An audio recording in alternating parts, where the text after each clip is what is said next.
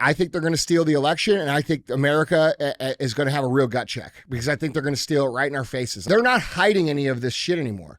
They're not like pretending. Like, this is why all these social media influencers that come out and they keep saying, oh my God, can you believe this is happening? You are helping it happen by saying that. These social media influencers that come on the internet every day are perpetuating the problem by continuing to pretend like they're surprised that these people continue to do this. These people are doing this. It's intentional. They're not going to stop. And if they get full power, they will kill you.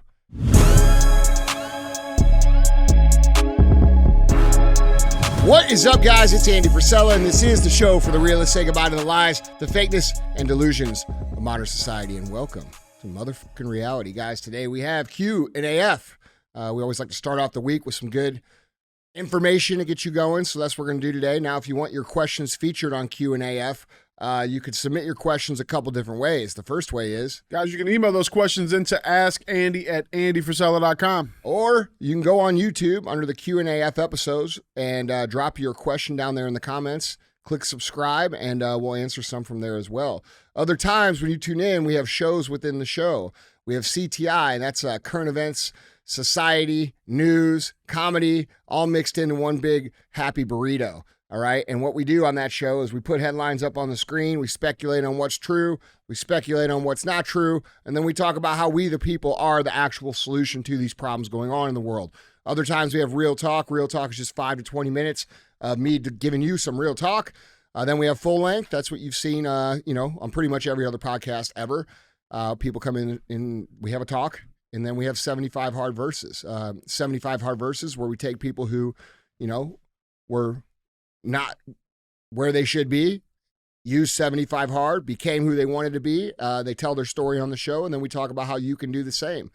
You are not sentenced to a lifetime of misery and shitty lifedom. All right, you can fix that anytime you want. And the 75 hard program, which is the first phase of the Live Hard program, is designed to help you fix that.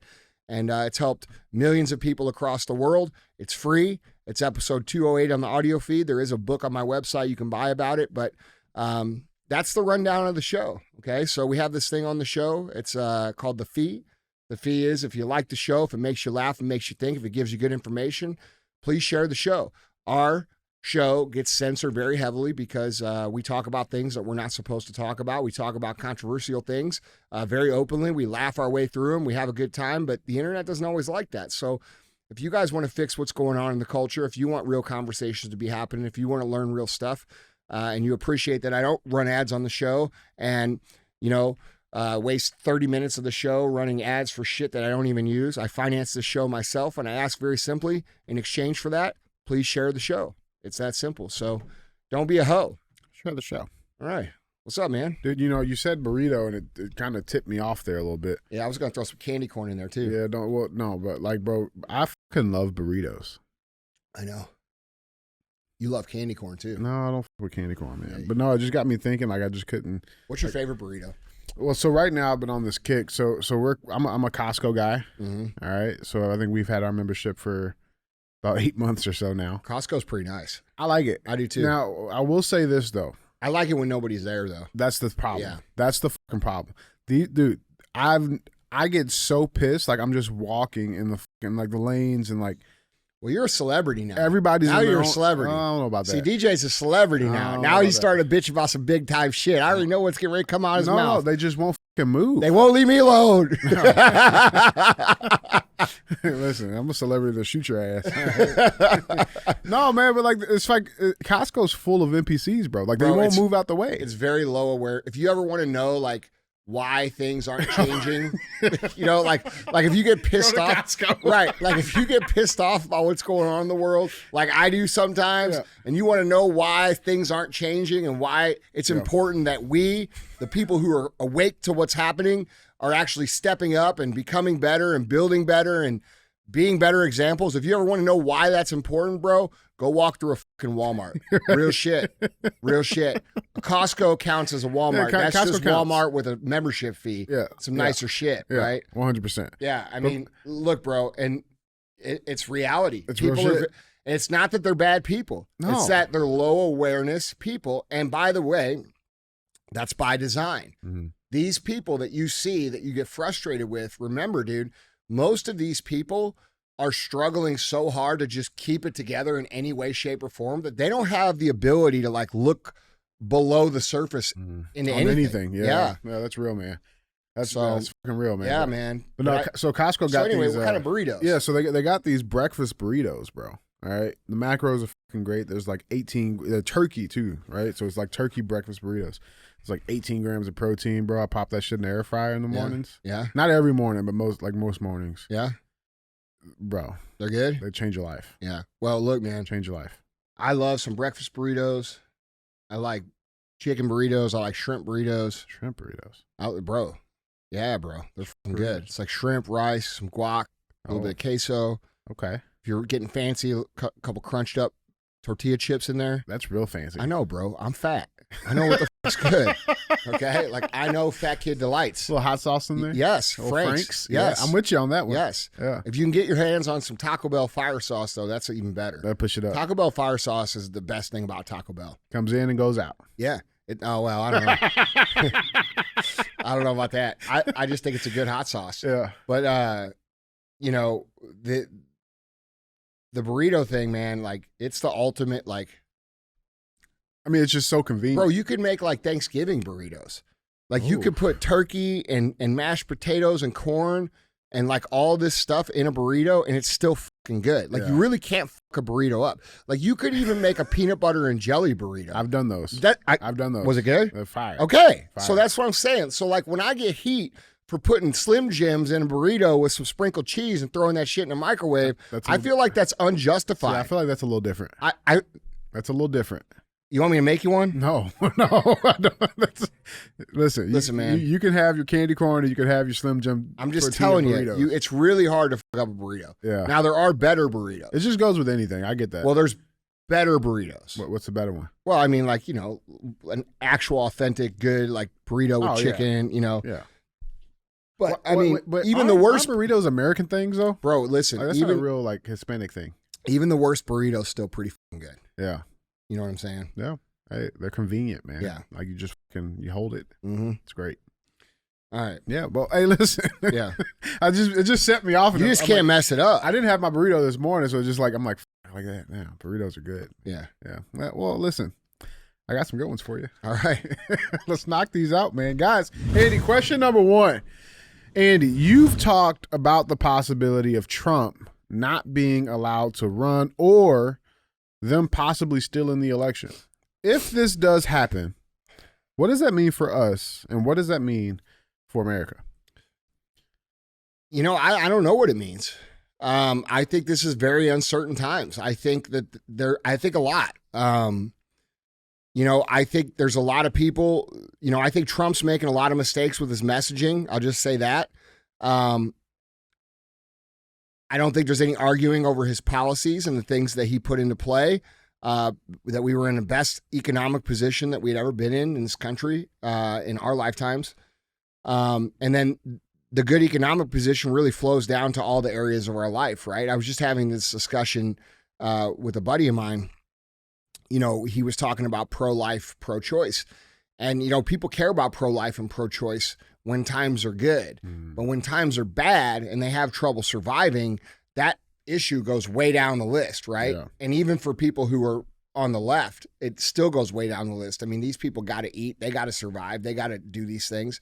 And so, you know, a lot of these identity politics, social issue voting points, I think, are losing favor. And I think the main thing is people are scared that a couple things. I think the migration issue is scaring people that we're actually going to be overrun by migrants and crime. And, you know, that's a united issue that both sides of the aisle are scared about and nervous about and pissed off about. Yeah. The economy is another issue, right? People want more money in their pockets. They want to pay less for their groceries and for their gas. They want inflation to be low. They want interest rates to be low. We want to go out here and win and achieve and live the best life that we can economically. And these are real concerns on both sides of the aisle. And I see those two things along with the crime being the top things, because those are the things that touch people, right? Yeah. Those are the things that people have to deal with. And so whether it's Trump or could be DeSantis or Ramaswamy or whatever, right?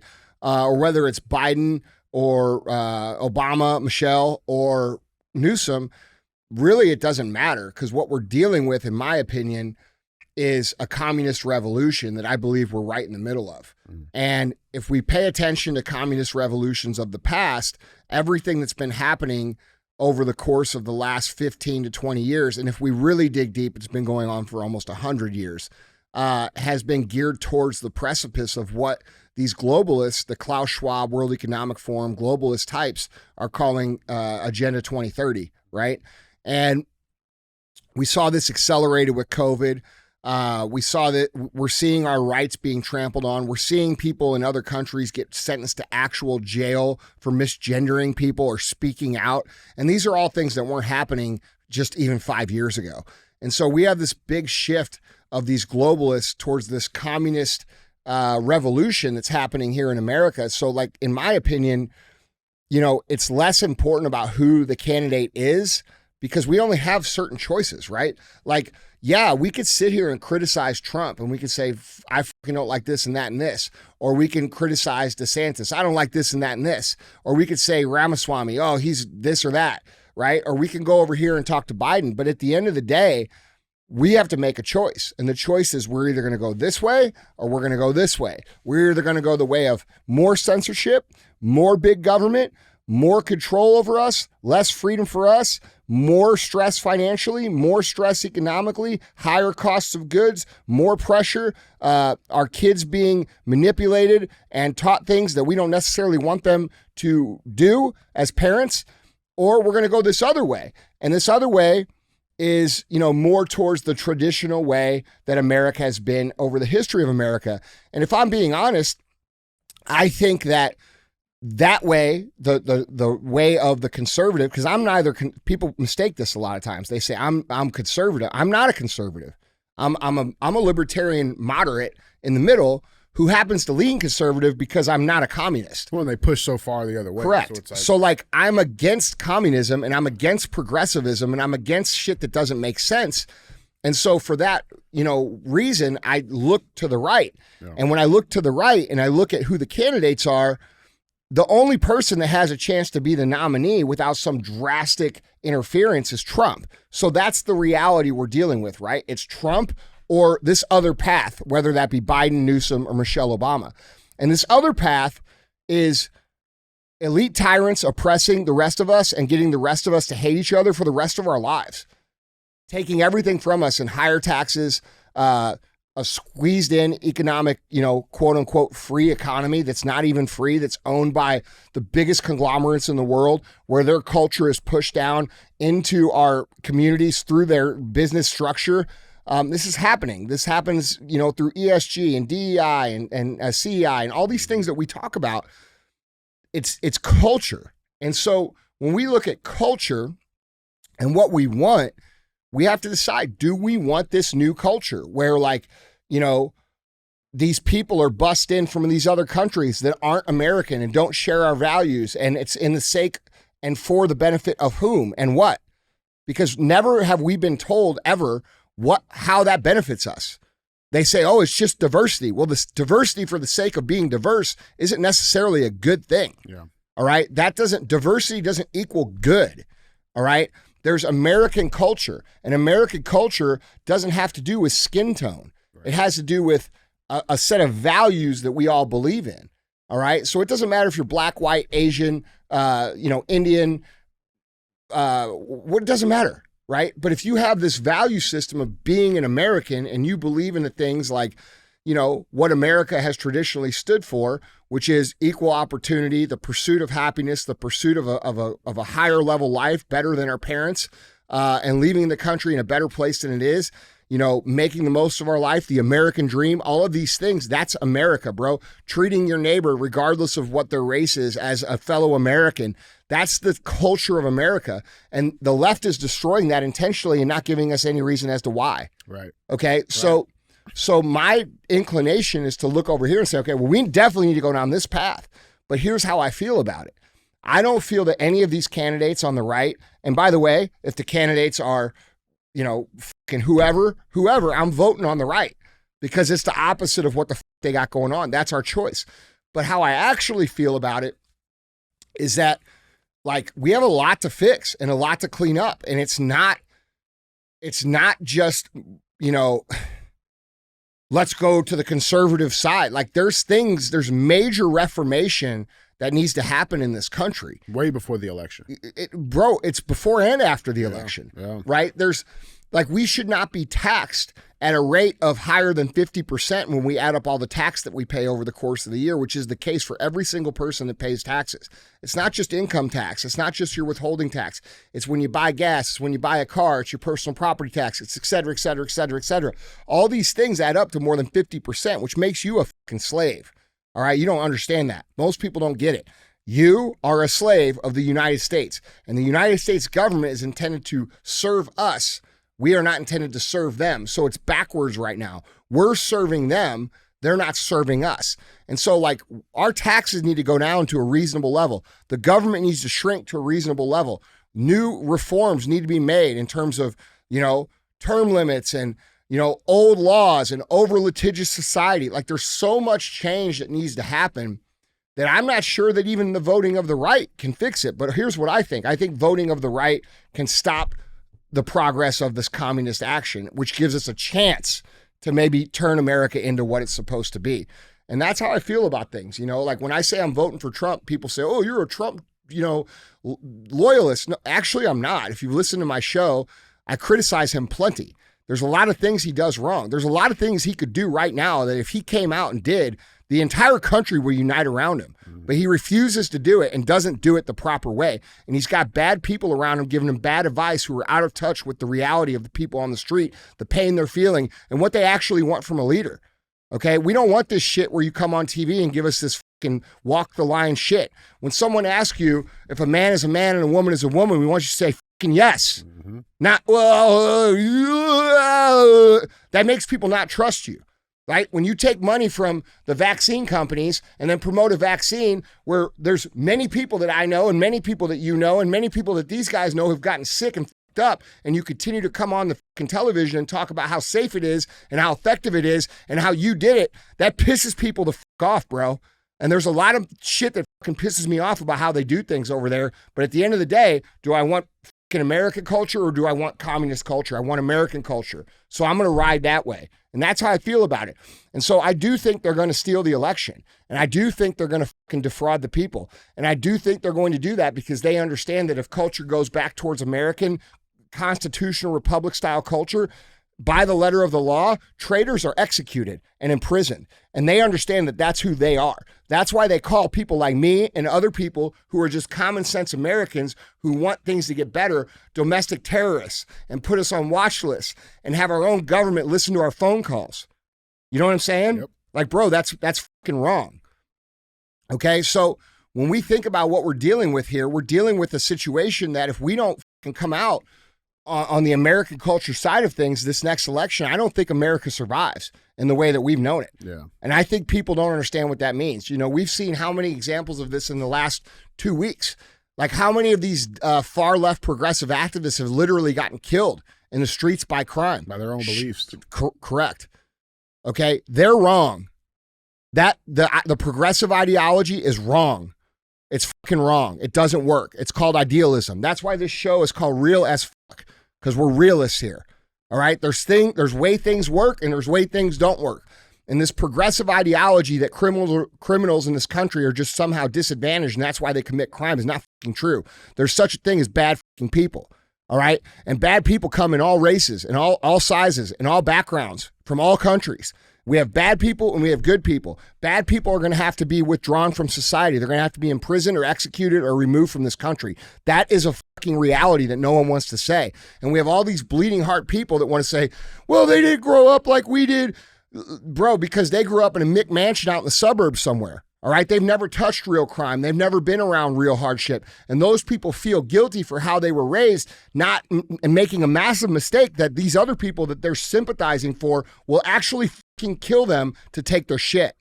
Okay, so we have to get real about what's happening in this country and how the world works. The world works like this: natural order. Kill or be killed. The strongest survive. Strength through power. All right, that's the world. Okay, that's the world we live in. High level competition, good and bad. These are things that are real. And we have so many people in this country that still want to argue over nuance and ideology that's not real. And I think that's a waste of time. I think that's a waste of argument. I think that's a waste of our breath.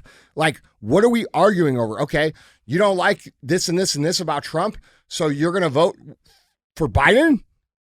You see what I'm saying? Right. Like, you did that last time. How'd that work out for you? Bro, I don't know. Like, I don't know what's going to happen. I think I think they're going to steal the election, and I think America is going to have a real gut check because I think they're going to steal it right in our faces. I think their goal, they're not hiding any of this shit anymore.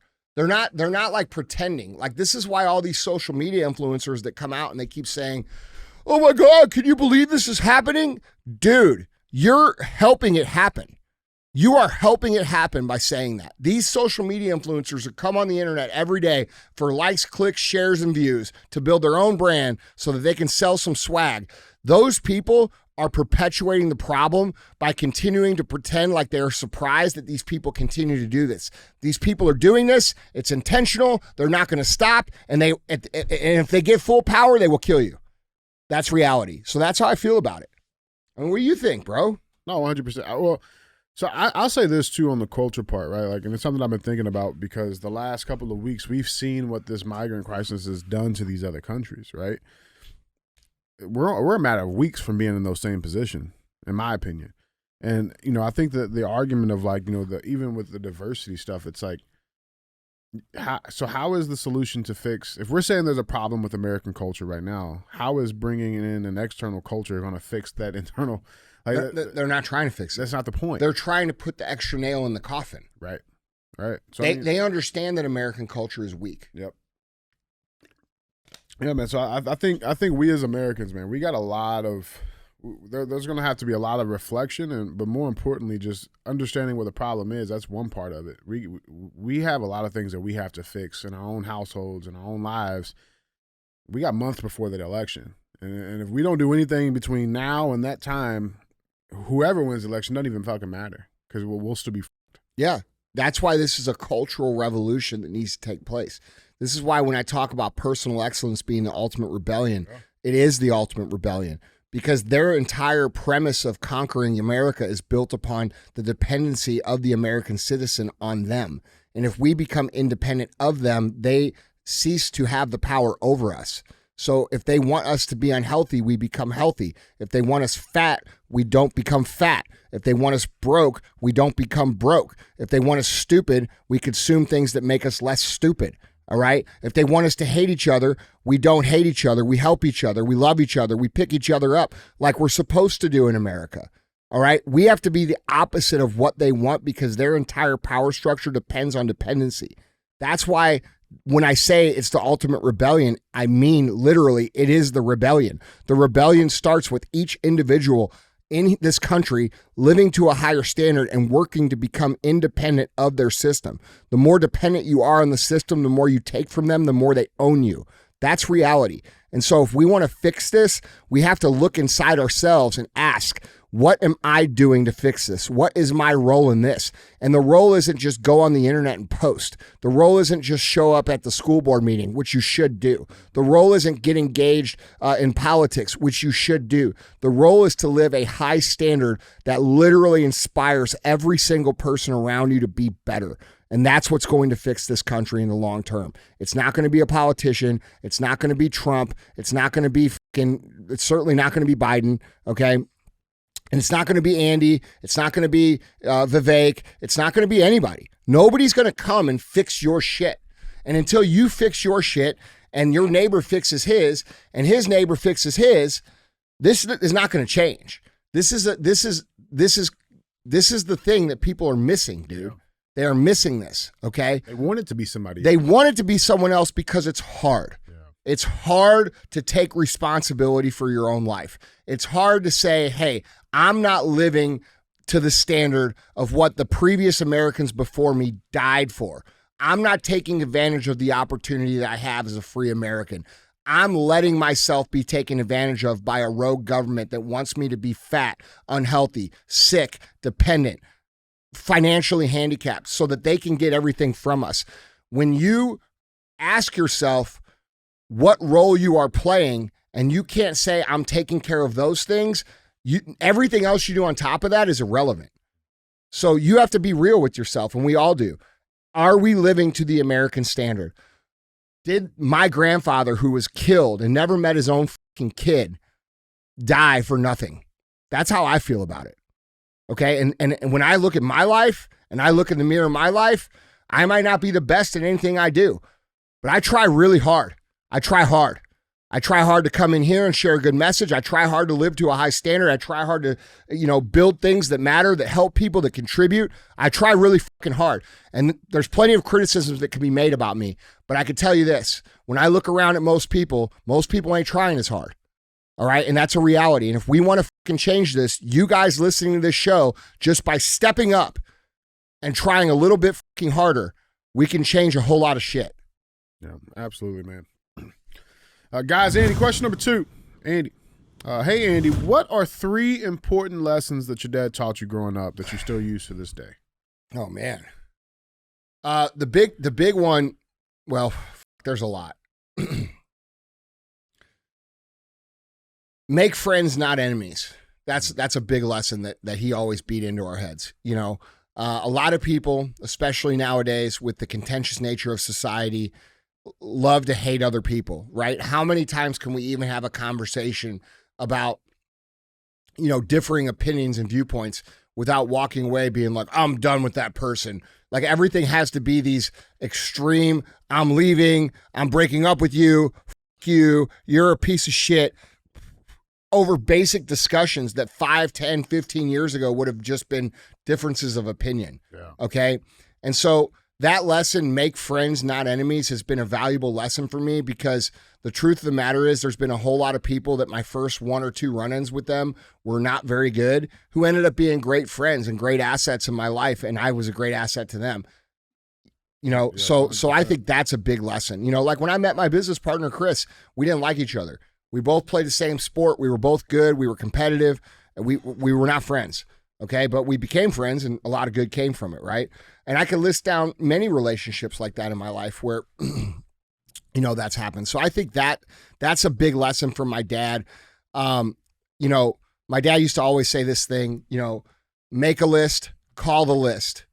When? Now. That's what he always said. Make a list, call the list. When? Now.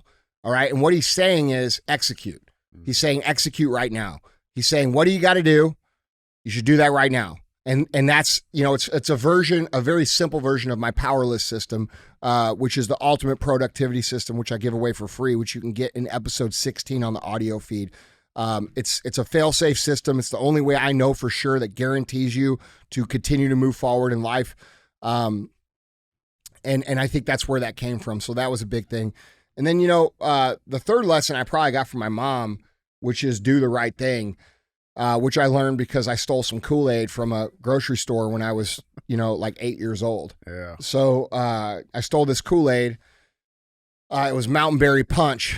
And we, back then, dude, we weren't having Kool-Aid. We were having Fool-Aid. Yeah, you know what I'm saying? Aid. Right. Yeah. And we were walking through the grocery store, and I remember there was Mountain Berry Punch. And I had seen a commercial for it on TV. Back then, the Kool-Aid man was badass because he bust through the wall. Up your house. And he was like, oh, yeah. Dude, it was just badass, right?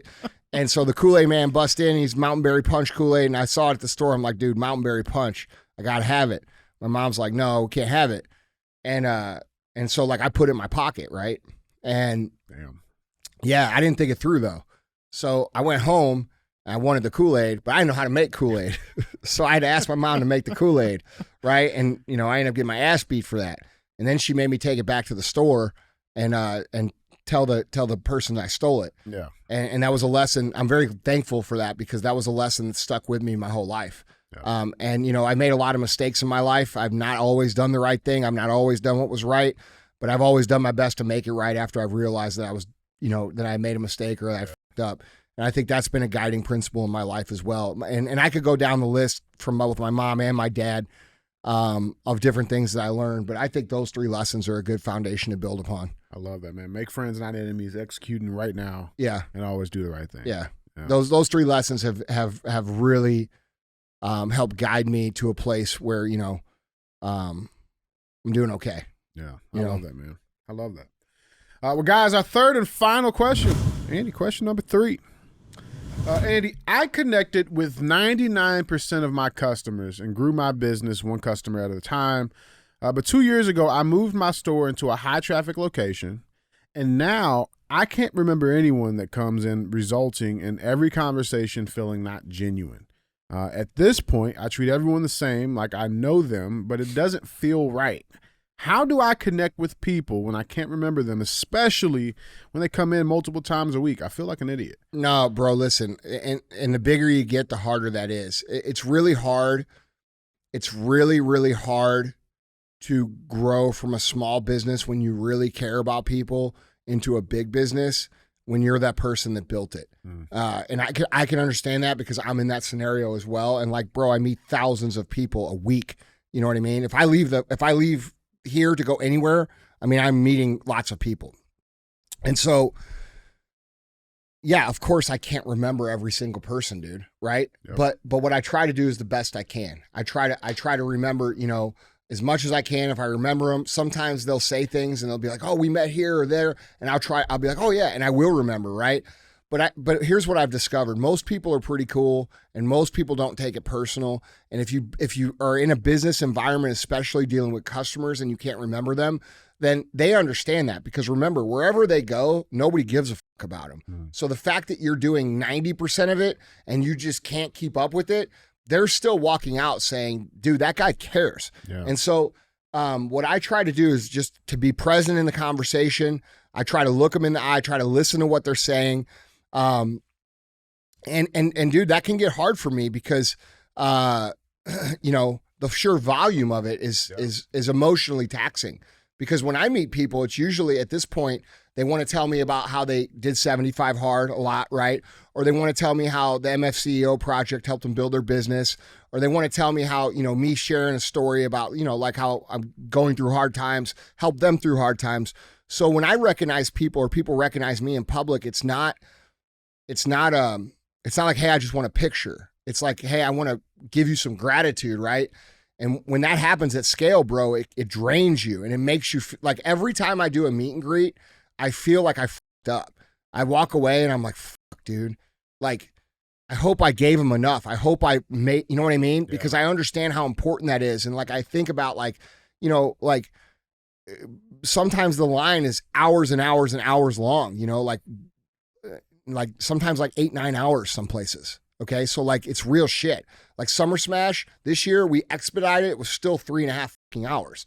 You know what I mean? Yep. So like it's hard. And I always feel like I didn't do a good job. And so I can relate to that feeling. And my advice would be for you guys that are getting to that phase where you're really building something based upon how much you care, to give yourself a little credit and just do the best that you can, man. Make these people understand that there's people here at this place that care about them. And what's cool is, and like this has happened, with my businesses, is that the culture and the business kind of starts to fill in and have your back on that. So we're like, here, like if you talk to someone from First Form on the phone or in person, chances are, bro, they're gonna give a lot of fucks about you. Okay. And the reason that they do is because they've watched us do that for many, many years, and they understand it's overwhelming and they do care. And that attracts these people, right? Like the people here at First Form are a product of the culture of the business bringing people to us, right? There's people here from all over the country. They move here. These people have somehow been touched or affected by people in the brand at this point. And so it kind of scales out through your people. So my advice to you would be do the absolute best you can.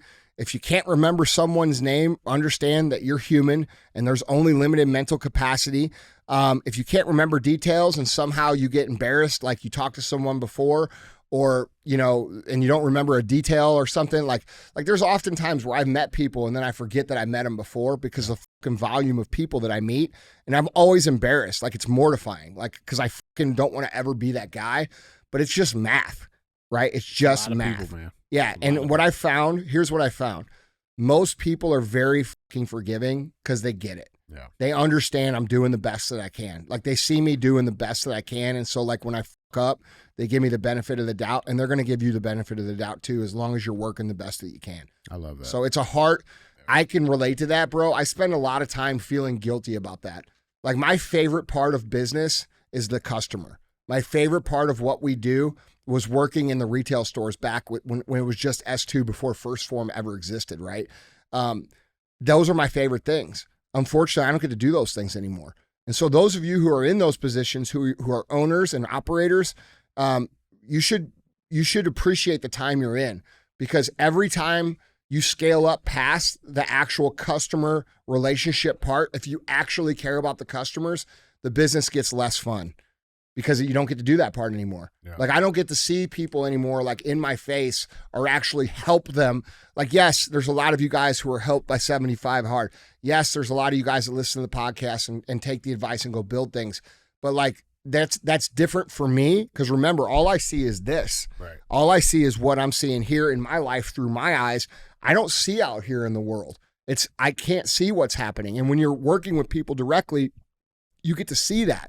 And it's very rewarding. So, and there's a case to be made, real talk, that if you're operating a business and, you're thinking, I just want to get the business as big as I can, there's a case to be made that might not be the right move for your own happiness, right? In my case, the reason that I'm working to grow our business as big as I can is because I understand the cultural ramifications of what we're building here, right? I understand that the way that we operate our companies is actually the way that most companies should operate. And I want other companies to look at me and start operating that way so that we could change the culture, because I believe that entrepreneurship controls the culture in the world. Okay. So when I think of like the play that I'm running, I don't think of it like, oh, I'm just trying to run a business to make a whole bunch of money. Bro, I've been over money for a long time. I have every motherfucking thing you could ever have. I got a fucking tank. I was just driving it an hour ago. This morning, yeah. Okay. Okay. And I don't say that to brag. It's just fact. Yeah. All right. All the cool stuff I have. Everything I do now is purpose-driven, mission-driven shit. And so when I look at what I'm doing, even though I would prefer to spend my time in a store, right? That's not the best way for me to spend my time when I think about the big impact that can be made. We change people's lives here. We help people go from what they are, where they're completely unhappy, and we teach them how to do the work to get them where they want to go. There's no magic in anything we do. We provide very, very, very high quality products, the best possible products that I know how to make and that we know how to make, we provide. And we give people the real game plan, and we work with people to help them change their lives. And this is the play that I'm running. My goal is to create a company that is so impactful and so big that it literally changes the culture of all the other companies, and that culture change will change the culture of this country. And that's what my mission is. And if we change the culture of this country, that changed the culture of the world. So like when I legitimately, like if you sat down with me and you said, what do you think you're trying to do with your companies? I am legitimately trying to change the world with my companies. I am trying to change the way business is done. I am trying to change the way customers are treated. I'm trying to change the way business looks at customers. I'm trying to change the way that your employees take home the core values and the culture that they live every single day. I'm trying to change fucking everything. And it's not about money. It's about mission, and it's about impact. And while it may not be as fun and it may not be as enjoyable, it matters a whole lot right now. And I recognize that, and I'm very aware of that. So I can come on this podcast every single day and I can talk about, what we need to do, or I can bark orders and say what you need to do. And those are all true. But the reality is, unless I go build it and it's so obnoxiously impactful and big that everybody else wants to be a part of that, it's a fail. You see what I'm saying? Yeah. So there's a lot of, there's a lot to think about when you're thinking about your own business and where you want it to be, right? If you're just someone, and by the way, you, the guy who's just past the point of, being able to remember their customers' names, but still engage with the customers, you might be able to make a very deep impact with all of those customers and your employees at that scale, and it might make a huge difference. Okay. But I happen to be in a position in my life where I cannot have kids. Okay. I don't have that part of my life that most of you have. And I feel like I'm here to do something that matters and that impacts and that changes things.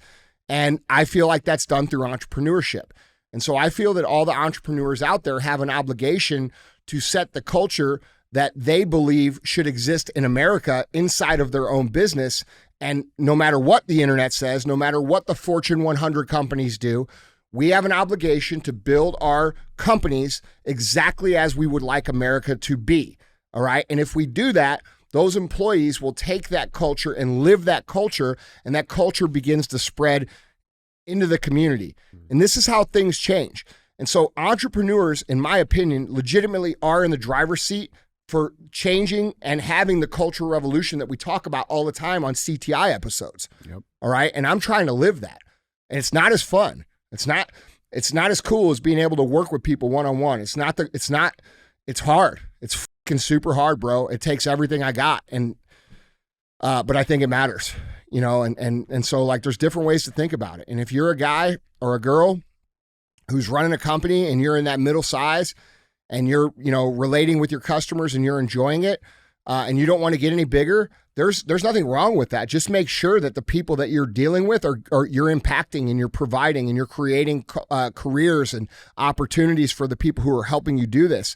And, you know, that, I don't know. I think it's an entrepreneurial cultural obligation for us to put the right things into the world through our companies, to build careers for our people, to literally put the motherfucking shit that's going on in the world on our fucking backs and carry it across the fucking goal line. And that's what I'm trying to do. I love that, man. Yeah. Well, guys, Andy, that was 3, man. Yeah. Go pay the fee.